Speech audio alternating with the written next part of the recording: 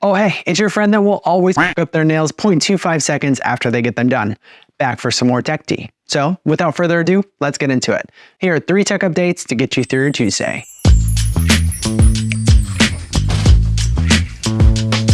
CES is upon us, and with it, we've already gotten some real good bits of tech teases, including the rumored 40X super cards from Nvidia. Here's what you need to know. If you're anywhere in the tech news realm, which of course you are because you're here with me right now, you've seen an onslaught of release buzz from different vacuums, TVs, processors, and AI field electronics that were just announced one day into CES. I will absolutely do a separate video to go over everything announced, or at least some of the highs and lows, but for now, we need to talk about the RTX 40 Super Series cards that Nvidia finally announced yesterday. Nvidia unveiled its RTX 4080, 4070 Ti, and 4070 Super cards, which will have a price tag of $1,000, $800, and $600 respectively. Noticeably missing were full specs of each of these devices, but Nvidia did tell us that the 4080 Super cards will be twice as fast as the 3080 Ti's were while using DLSS 3, so not very helpful. If recent leaks are to believe though, the 4080 Super will have faster clock speeds,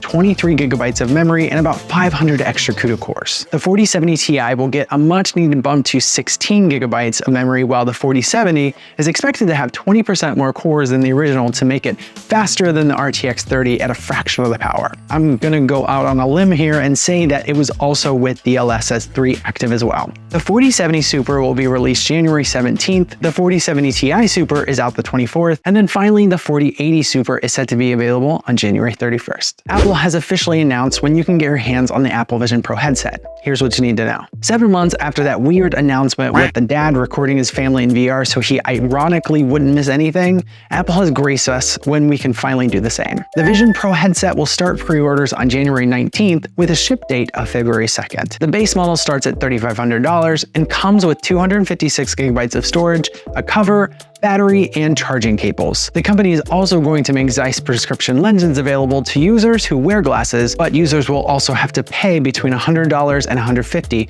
depending on the type that they need. It will be interesting to see how the device fits into the growing market. Apple has worked really hard to pitch the idea that the Apple Vision Pro will enhance familiar apps and provide an immersive experience for watching TV, sports, and browsing the web, but it's been pretty vague about the whole gaming experience of it all. The description just mentions you can play your favorite iPad games, and even one of the videos has someone playing NBA 2K using a PS5 controller, since, you know, this $3,500 thing doesn't come with any controllers. I don't know, man, do you think you'll pick up the headset made of gold, or would you rather wait for the Pro 2, which has already been allegedly leaked?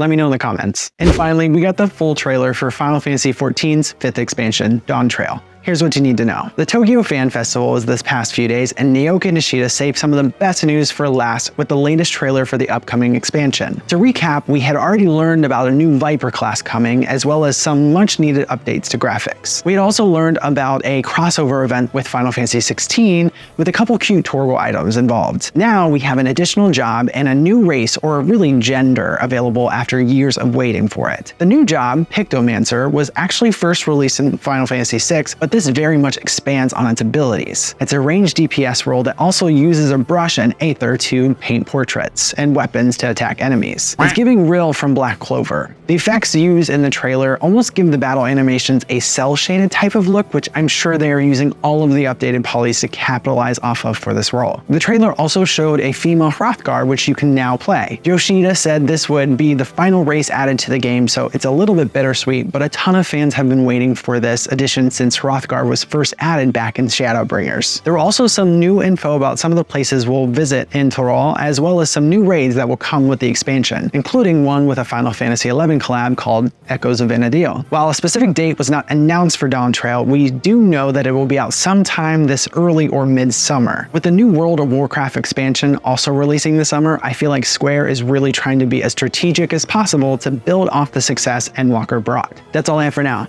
Make sure to like and subscribe to the channel if you haven't already, and I'll see you back here for some more tech tea.